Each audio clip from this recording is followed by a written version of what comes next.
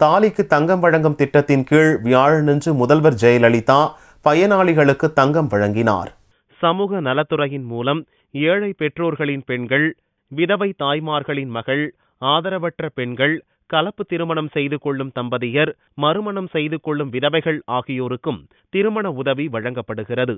இதன் அடிப்படையில் 8 கிராம் தங்கம் வழங்கும் திட்டத்தின் கீழ் இந்த ஆண்டு இதுவரை பயனாளிகளாக தேர்வு செய்யப்பட்டுள்ள 12,000 பயனாளிகளுக்கு திருமண உதவியுடன் 8 கிராம் தங்க நாணயம் வழங்கும் அடையாளமாக முதல்வர் ஜெயலலிதா ஆர்கே நகர் தொகுதி மற்றும் காஞ்சிபுரம் மாவட்டத்தைச் சேர்ந்த 5 பயனாளிகளுக்கு திருமண நிதி உதவி வழங்கினார். சென்னை வண்ணாரப்பேட்டையில் வியாழக்கிழமை நடைபெற்ற நிகழ்ச்சியில் மீன்வளத்துறை அமைச்சர் ஜெயக்குமார் கலந்து கொண்டு 89 பெண்களுக்கு 4 கிராம் தங்கமும், பட்டதாரி பெண்களுக்கு 50,000 ரூபாய் காசோலையும் வழங்கினார்.